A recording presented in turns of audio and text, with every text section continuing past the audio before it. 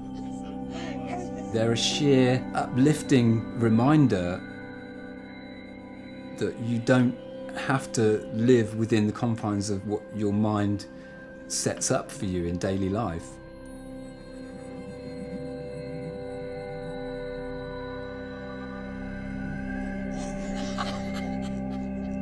Just looking at your face is like slightly trippy.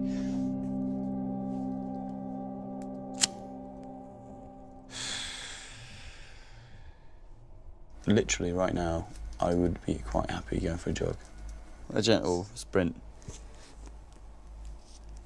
Yeah.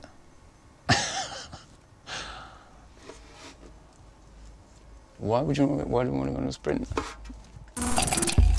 Right, okay, let's do this.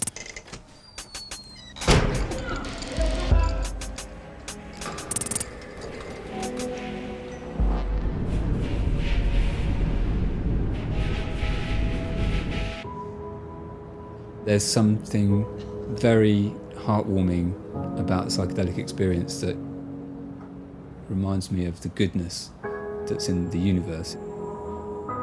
It's like a slow softening of your heart.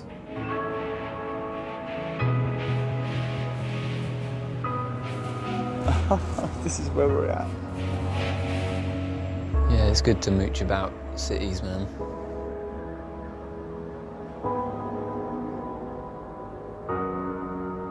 It's a Friday night, we take some mushrooms.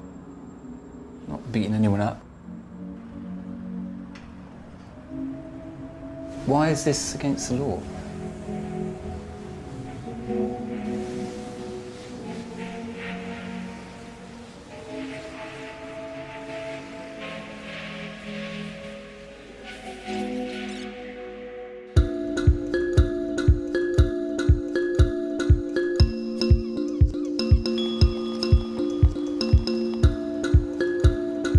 If you are a functional, hard-working person and you choose to use certain substances in your spare time, then why should anyone be able to tell you that you can't do that? The fact of the matter is, making them illegal does not work. It doesn't stop people from taking drugs. People who really care about this issue, it's for something far greater. It's about stopping all of that money, so many millions of pounds going into the black market when it could be going into the country, into roads, education, positive things to help everybody.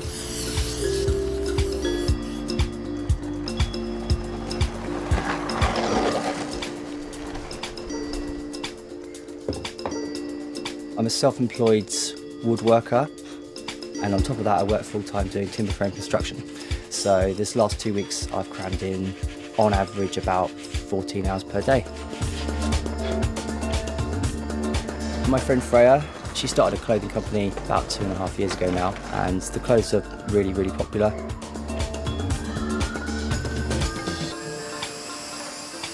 So, Paul, what time are we meeting at yours tomorrow?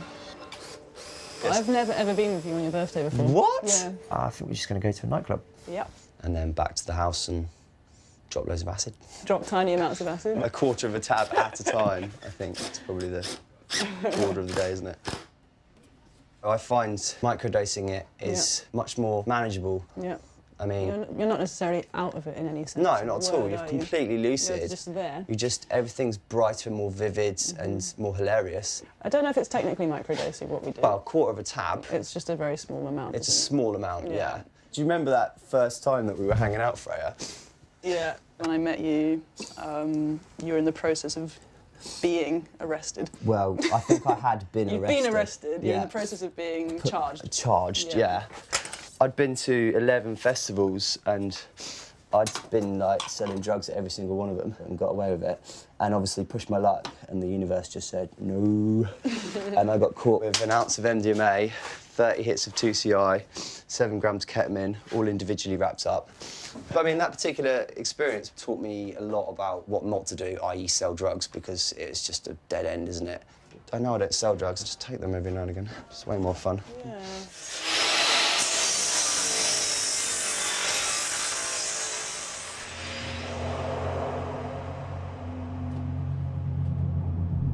The general public might make the assumption that all dealers are violent criminals, which of course some are, but some of us do actually really like to give a good service. A banker or an estate agent doesn't want to do business with the type of dealers who carry knives. I'm going to be washing the cocaine. I've been told by my supplier that it's from Bolivia, it's 89% purity and it's uncut. What's that other 11%? That's what kind of worries me. I want to wash it up in order to give people a cocaine experience rather than a white powder money-making experience.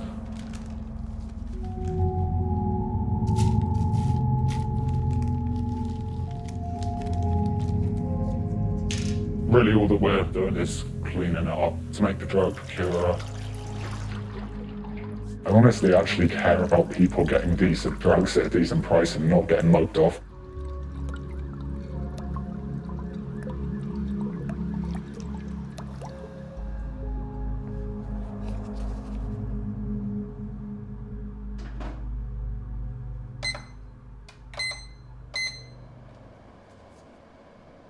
I'm incredibly happy with the wash on this cocaine. We've got rid of that disgusting chemical smell that really shouldn't be there.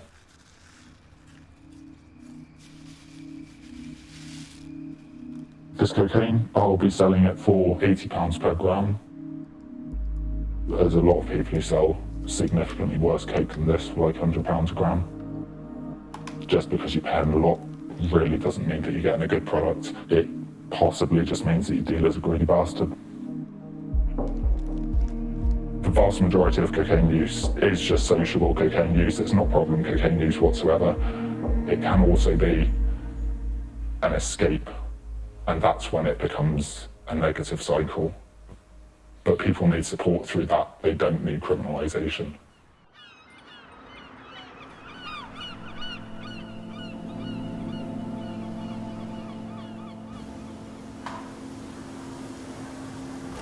Nobody's shown me a drug yet that has no downside to its upside. There's a misunderstanding that the harmful drug use comes from only the most harmful drugs. But there are really horrible mental health problems that can result from ecstasy or MDMA or cannabis.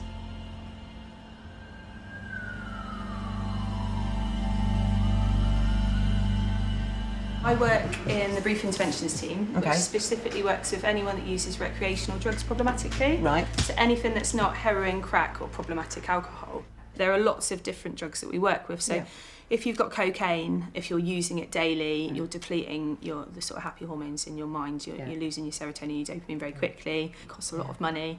So before you know it, there's debt piling up. With cannabis, it's only been recognised recently that there's a cannabis withdrawal syndrome. So if you use quite regularly for a period of time and then try to stop, you can get physical and psychological difficulties. We don't tend to see referrals for MDMA and psychedelics as a main drug, but they tend to be a secondary or third drug that people use but don't tend to want to address at that point because that's their fun drug that they're not addicted to. People who have no experience of drugs whatsoever, but who may be concerned about a friend or a family member, to them, they may well think, well, surely all drugs are harmful. And our message is always, only 100% safe way to take a drug is not to take it. Yeah.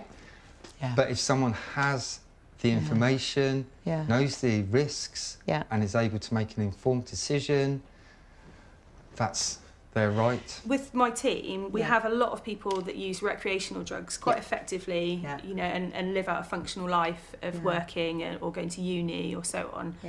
I think when we talk about negative effects, it's if someone has found that their drug use has then caused them to miss work, or it has caused them their mental health to deteriorate, or they feel that they're taking more and more than they want to. And how far do you think that levels of education about drugs in schools nowadays are able to help young people make those sorts of assessments of themselves? We do a lot of harm reduction stuff and just educating people on looking at testing their drugs or looking at getting enough sleep, eating, looking after your friends, all of these different things. And I think if that was used in schools, it would be less of an issue. Most of what we see at BDP is alcohol-related issues and also heroin and crack. Alcohol is completely legal and yet it is very harmful.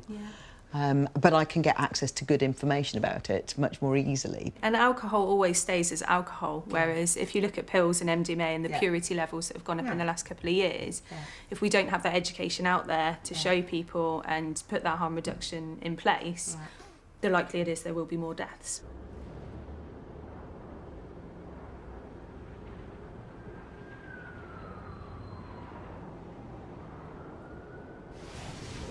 For every person suffering from drug addiction, there may well be 5 or 6 or 7 other people who are using the same drug, not suffering addiction, and aren't finding it as problematic in their lives.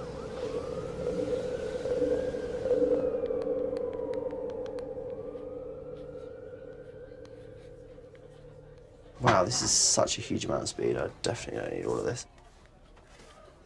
Poor man's cocaine. Or rich man's... Coffee? Coffee? Yeah. Probably not. It's probably a similar price to coffee. It's probably cheaper. It's a lot cheaper. Oh, this is quite a small one. Bit of a tickler. Do you know what I mean?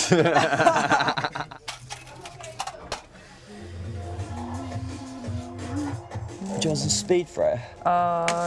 Tiny bit. Doesn't even give you like crazy energy, it just keeps you awake. The best and the worst thing about speed is the fact that it means you can't sleep, to be honest. That is it, isn't it? I mean, there's been occasions where I've taken one line of speed at 5 or 6 o'clock in the evening and then not slept until the next day. That's not great for mood if you're not feeling good. It's not the same as, like, for example, like MDMA, which I used to take a lot of. I can't stand MDMA anymore because you end up, like, rolling around with your eyes in the back of your head. You end up looking like what Tris was looking like. You just look really fucked.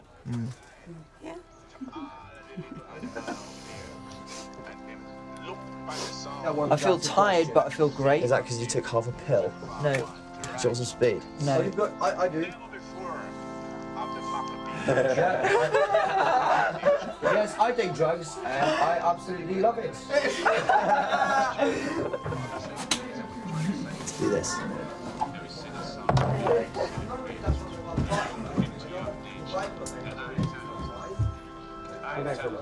Excuse me. I've put myself in some uncomfortable states through excessive drug taking, but that's down to me being excessive.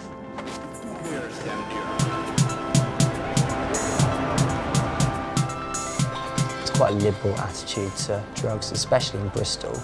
And I think that's because the police and the powers that be realised that no one's actually doing anyone any harm.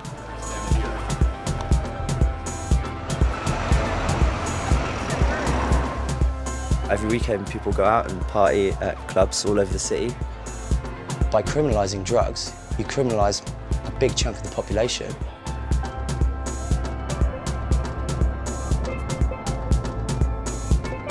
Come on, girl, let's have some fun. We can jump and shout together.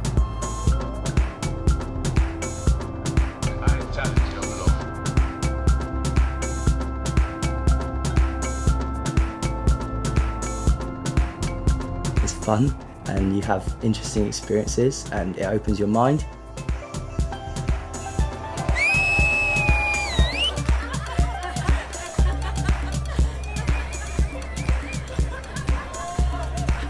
And feel loved up if you take MDMA. We're all under one roof raving, laughing and joking, you know what I mean? And feel full of energy if you take speed.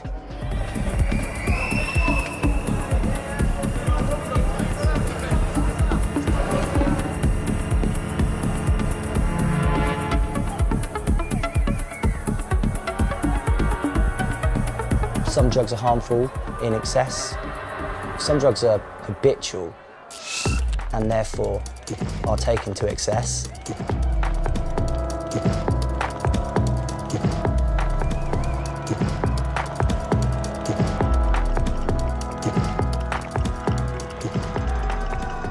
Of course there's risk involved in drug taking. There's risk involved in anything.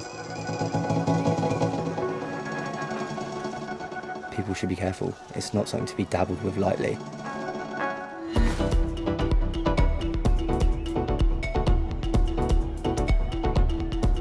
But for the most part, Recreational drugs, if done responsibly, are not harmful.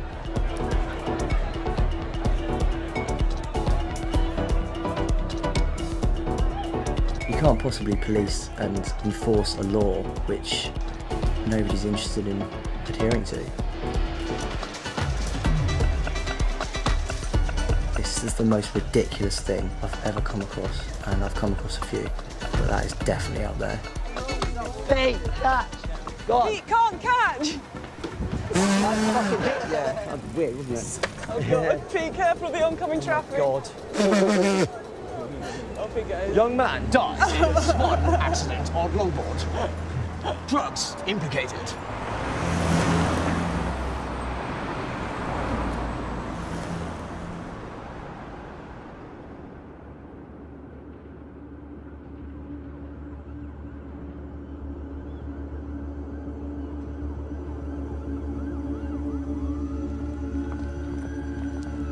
In the 2 years that I've been an elected politician, I've tried to create lots of different spaces and different ways for people to engage with me. When I look at particular problems that are affecting my constituents or affecting the country, what I want to do in each and every case is to talk to the experts, read the evidence, listen to what's out there, and try and come to an informed decision. So I'm really glad that we could do this, and the reason being that in this city, Bristol has staggeringly high levels of harm from drugs, and I suppose that's one of the reasons why I'm glad we're having this meeting, is because I felt all along that what was missing for me was the expertise of people who do the science.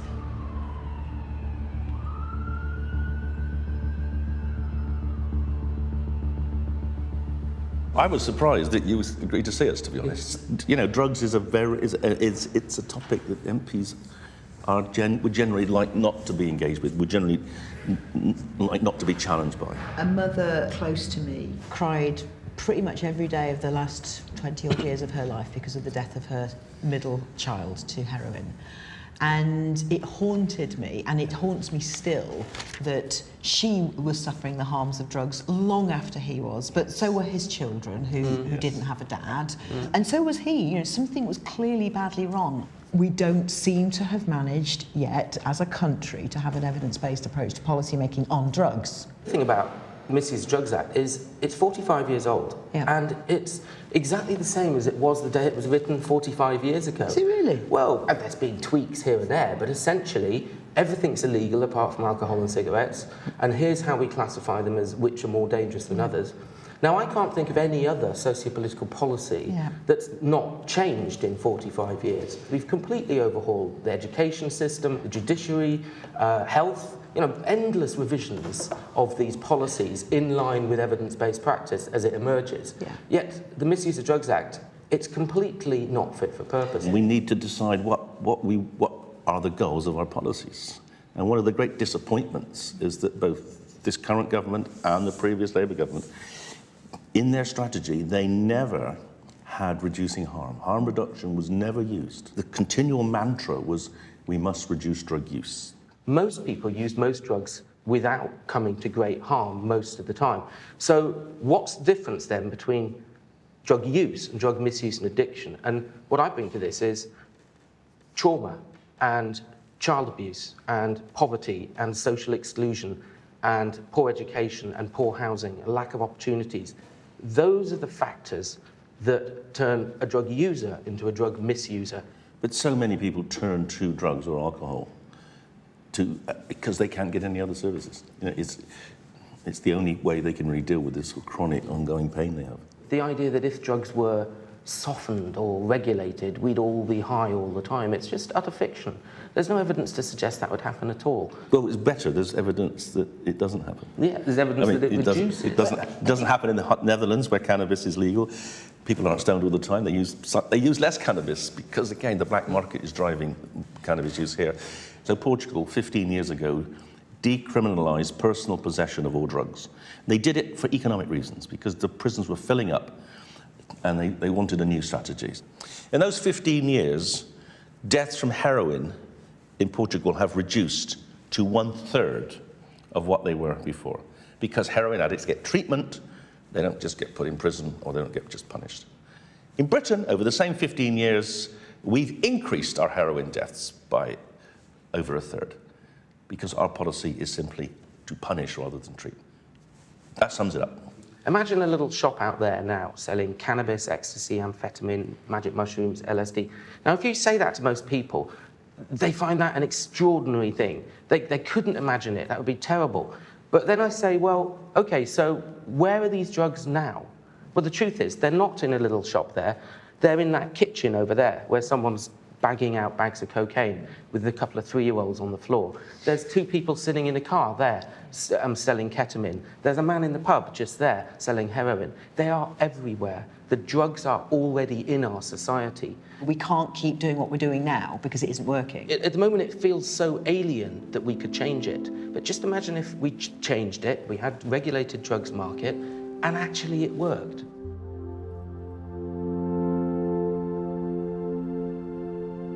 I don't know yet if complete abolition of all drugs laws is the answer.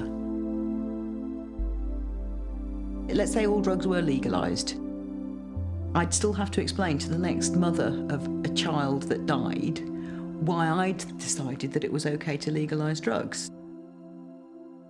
But I'm also struck by the fact that it is illegal isn't stopping them.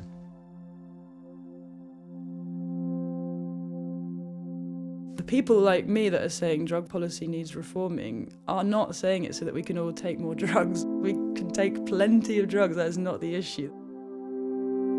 The reason we care about it is we want the drugs to be cleaner. We want education to be better about it so people can make more informed decisions.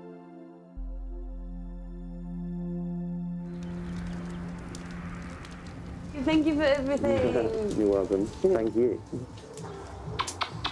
I love you. I love you too. I love you. Where are you going? I love You're you. not going anywhere, are you? I'm leaving. Bye, people. Bye-bye. See you guys. What's her name? Bye-bye, Tiki. Marta? Oh, enjoy, babe. Bye-bye. It's just this law that has no effect on our day-to-day lives. Yeah. It's actually very true. It has absolutely no effect. It has no effect at all If you're not a dealer, on what we want to do. We choose to take recreational substances occasionally at the weekends.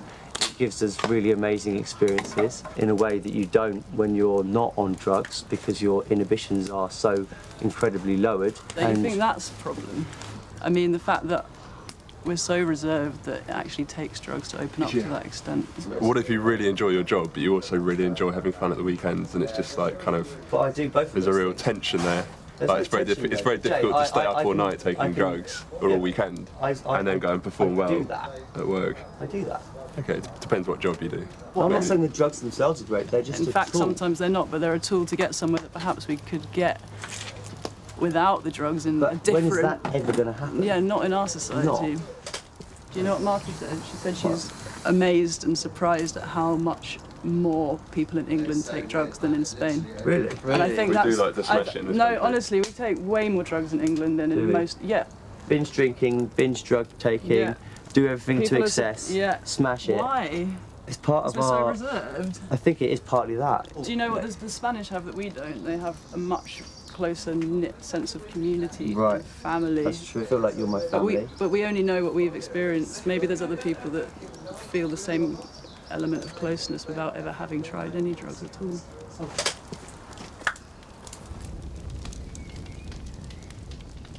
Most people want to take drugs just to have a good time, and I see it as my job to make sure that's possible and safe. Whenever I get something new in, I test them with test kits to make sure that it is actually what it is. I will then in person test it, so either myself or I will give it to a group of people who know what the deal is. I check that everything's safe before we go on and bag it up and eventually sell it to people who have their lives together and just want to have a good time. I don't want to have to eat a pill and go, oh yeah, I think that was good. I want to just be able to pay to get someone to tell me exactly what's in my bill. If I ended up selling something that killed somebody, I really couldn't live with myself. If every dealer had easy access to a lab test, then there'd be a lot less deaths.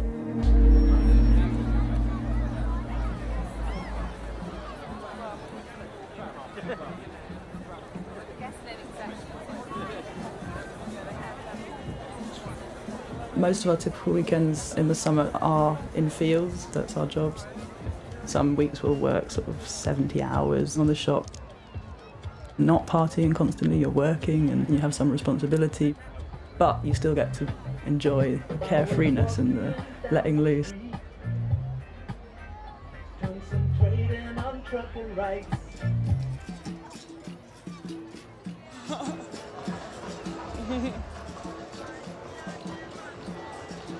It's actually nice to come up here. So I was feeling a bit, when there's like 1 million people in the shop, it's a bit hectic sometimes.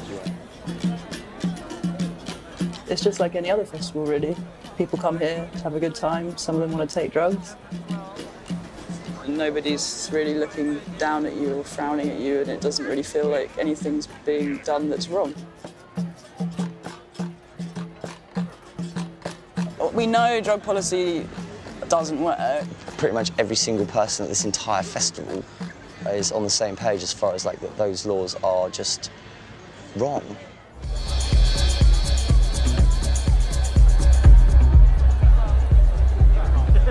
Imagine if you went to a festival and you knew that you wanted to have some drug experiences and you could do it from a place where they'd give you all the information about what this particular substance might do to you, and they sat you down and said, right, okay, so just so you know, if you are willing to try this substance, whatever it might be, this is what it's going to feel like, and these are the possible side effects, and are you comfortable with doing that?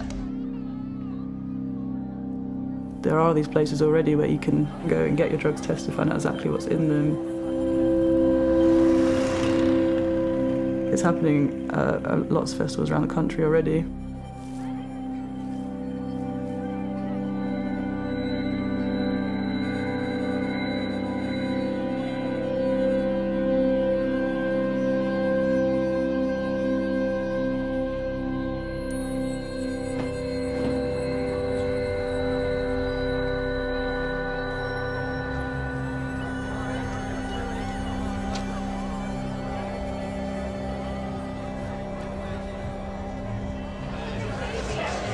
Hi, can I help you? Hi. What have you got for us?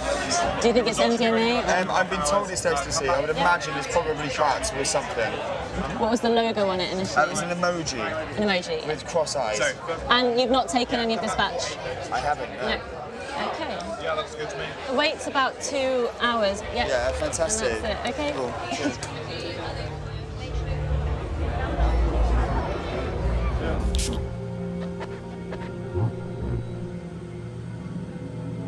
This is the busiest festival we've been at.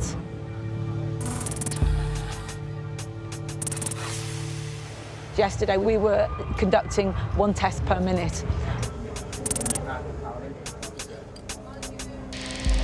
Basically, we are bringing drugs workers to the fields, to people who probably wouldn't step into a drug service themselves.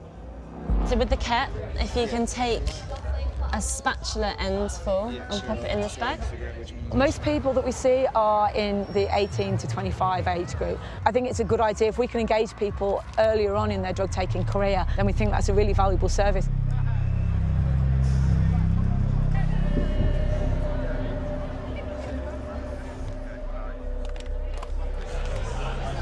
Hello, how are we doing? Come on, take a seat.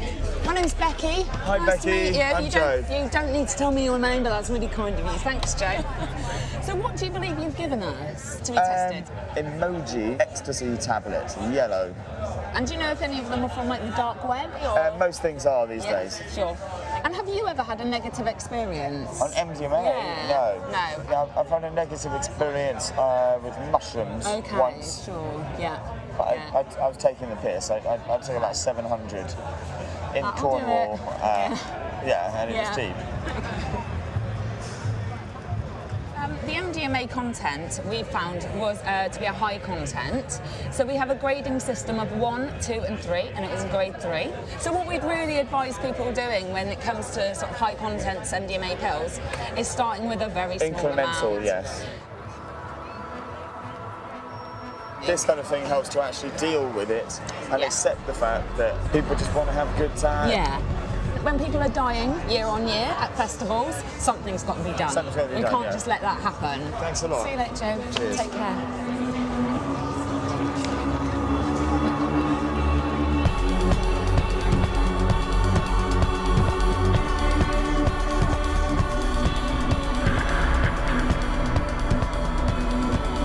Got the highest drug-related death rate on record.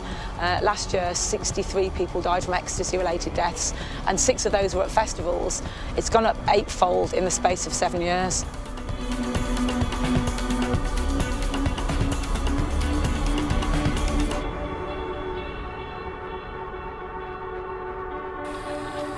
So you believe this substance to be MDMA, is that right? For us, it's about identifying contaminants, putting out alerts to raise awareness to help reduce drug-related harm. The substance was not MDMA. Was it? No.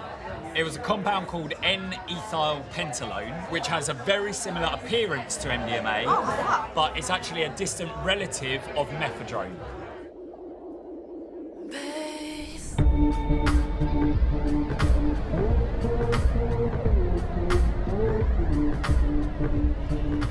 So we've identified chloroquine, which is a malaria tablet that's been missold as cocaine.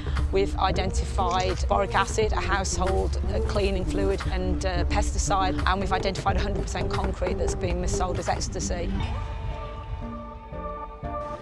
Also at this festival, we've found different psychoactive substances have been missold as MDMA. Pentylone is a concern. We've had over 10 samples so far over the past 2 days. And what happens is they could be awake for up to 36 hours with this very strong and lasting stimulant, and they'll have agitation, paranoia, insomnia, elevated blood pressure and pulse.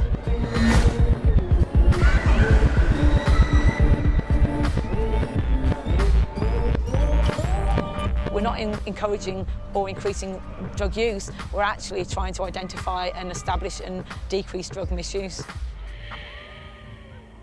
Nationally, we're not seeing a move towards drug policy reform, but in the regions we are seeing a shift towards diversion away from criminal justice and towards public health related measures.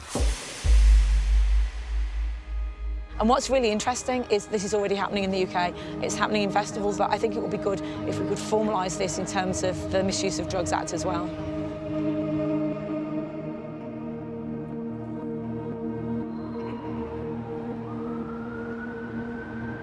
As it is, it's an unregulated market.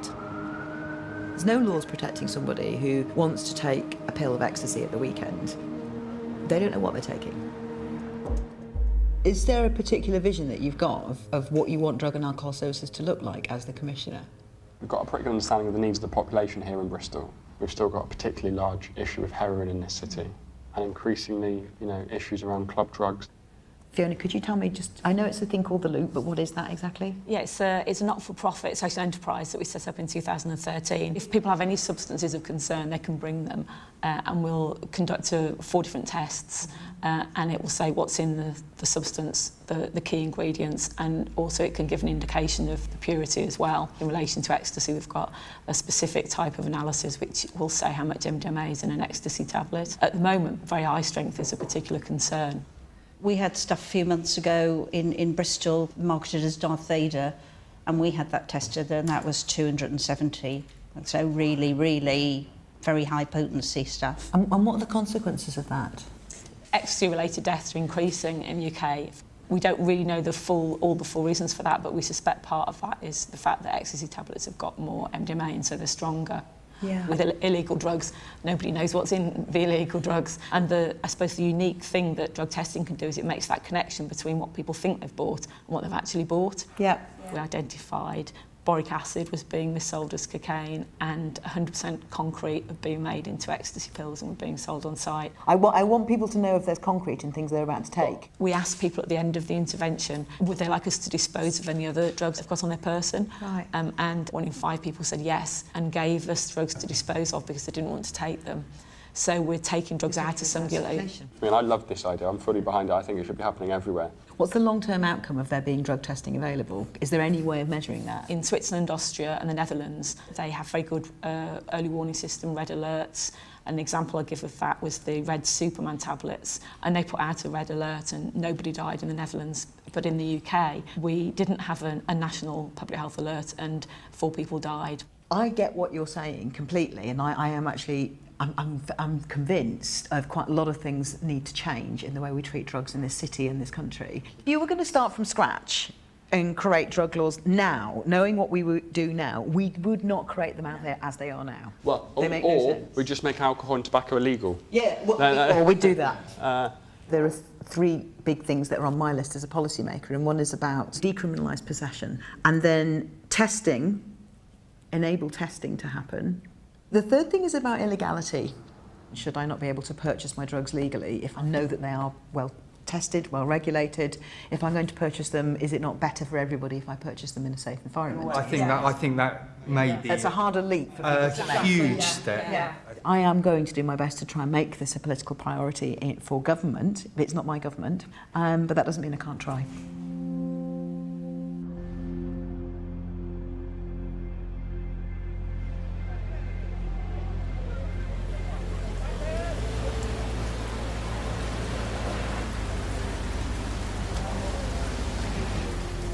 This is the calm before the, hopefully, the storm. Let's create a storm.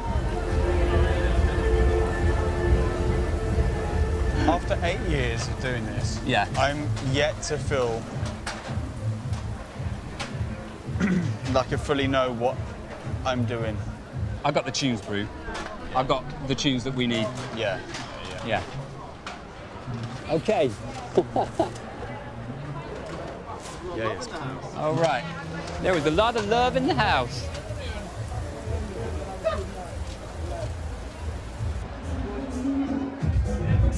Nights like these wouldn't happen without my initial and continuing psychedelic experiences. You definitely can draw on the energy of psychedelia, but you don't need it. Both of us have tried and failed to imbibe substances whilst performing. Generally, it's just not a great idea. Give it up for the 3P0 in the house, boy! Yeah, yes. Earthlings in the place, I am the Oracle. Tonight, you have a chance to save Trevor. Yeah, boy! Well, with Microwave, people can feel invited to experience the fun and joy that exists in all of us. Psychedelics do that for us, but not everyone takes these kinds of drugs.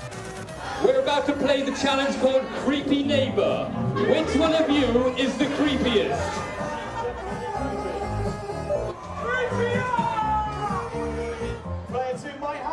You never know how Microwave Night will turn out, or whether the public will even understand it. It actually doesn't matter if they do, as long as they lose themselves for a while in the madness.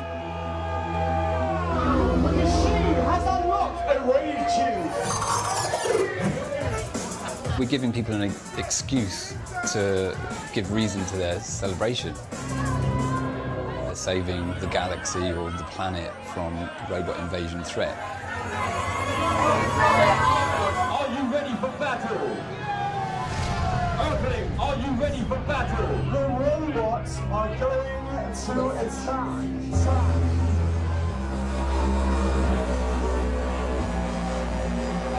When we raise Trevor in the air, 90% of the people might not understand what is this. It looks like some sort of cardboard broccoli. I love the chaos of it. Just making it a crazy spectacle.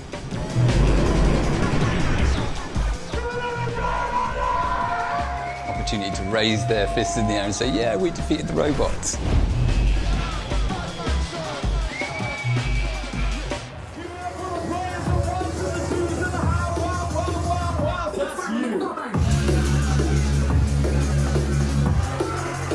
Drugs and dancing go hand in hand. There's something deeply tribal about that. That's greater than the psychedelic experience on its own.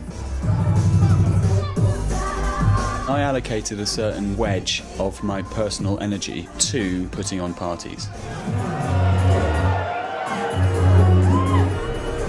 I'm not saying everyone should take drugs. I'm just saying, it's really good to feel connected. Life is psychedelic.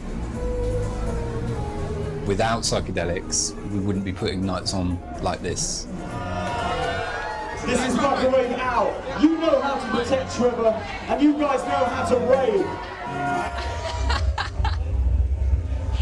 That was fucking crazy. Yeah, that was great, bro. That was great. Yeah, and I thought that was great. I thought that the general response of the Earthlings was, you know, better than usual.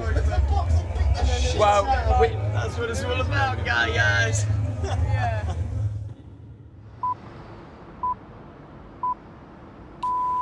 It is 8 o'clock on Thursday, the 8th of June. The headlines this morning. Voting is underway in the general election at polling stations across the UK.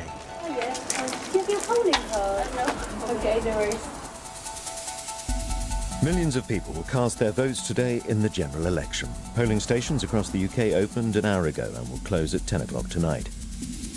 Today's 8th of June, and polls close at 10 o'clock tonight, and it's your chance to cast your vote to help decide what sort of country you want to wake up in tomorrow morning. BBC News at 10 o'clock. I'm Sarah Loudon. Polling has just closed in the 2017 general election. I think probably somebody, an MP at some point, I don't know if it's going to be me, but somebody's probably going to have to be brave enough to say, we need to reform the law on drugs, there may be electoral consequences, but I think it's the right thing to do.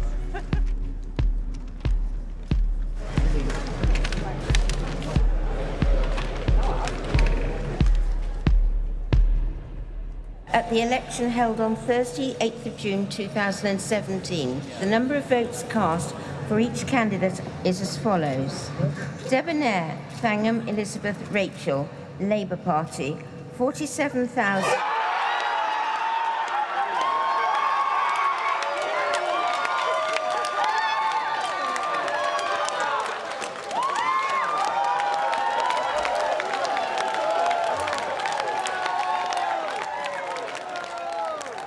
I would like to thank all the volunteers, particularly the young people who've joined us in their droves.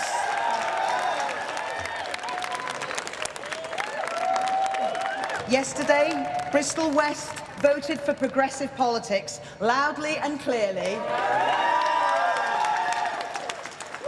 and for hope. Thank you.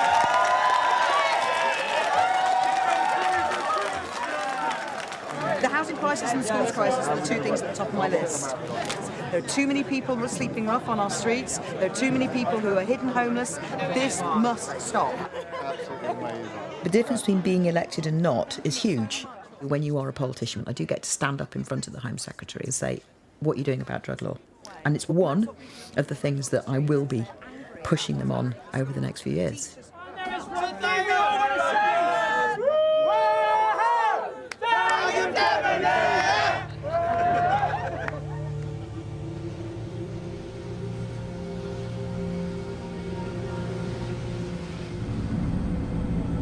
It doesn't really matter what government's in power, what their attitude to drugs is, how they're going to tackle drugs, how the policing for drugs is funded, because the biggest change in drug dealing and drug supply has happened in the past 5 years. It's called the dark net.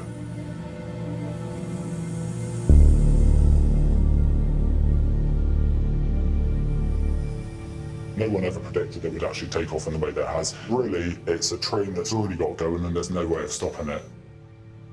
It's absolutely fucking massive. Not only do you have a choice of, let's say, 1,000 different vendors selling it, but you've got an eBay rating system.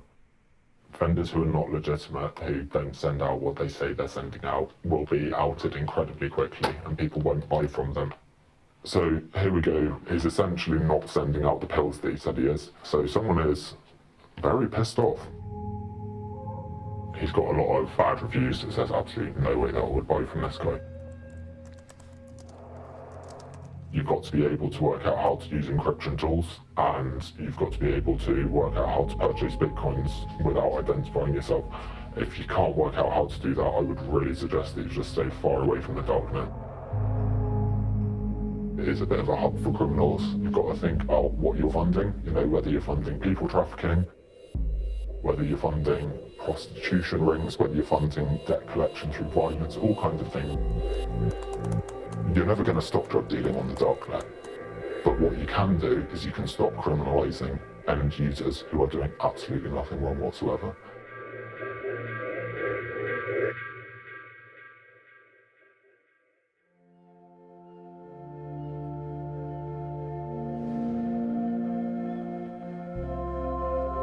So, Mr. Deputy Speaker, I do have the following criticisms.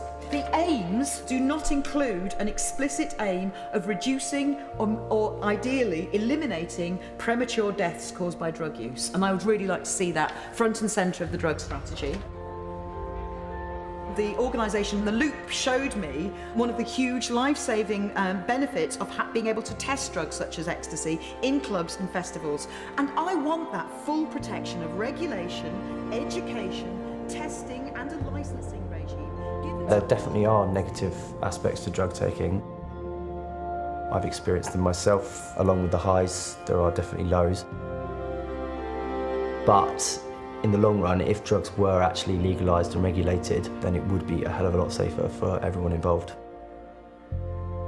I want all honourable members to take a moment to be quite imaginative and imagine the nature of the shops that there currently are. They already exist for people to buy drugs if they wish to. But they are dangerous, they are illegal, they are unregulated, they are untaxed, they are unlicensed. I make a lot more than the average salary. Like a huge amount. I would be happy to make none if we could make it legal tomorrow.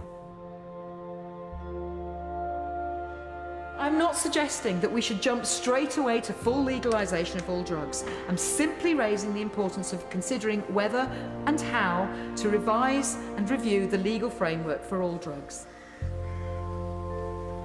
Shroom picking, out here with my brew. I'm not condoning drugs per se. I think that people need to make their own decisions, and I think that's the issue. Just having that black and white blanket rule around it, I think, is detrimental. How can something that's growing naturally be illegal? Oh, look at him, just all alone. Oh, he's such a little beaut.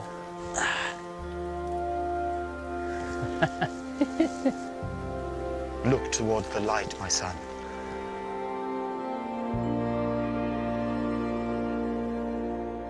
It's a very complicated problem to try and wrestle with. The legal system we've got is not helping people to reduce their harm and to keep themselves safer. We could use the evidence that we've already got to construct legislation about drug use, drug misuse, drug treatment to protect everybody from harmful drug use.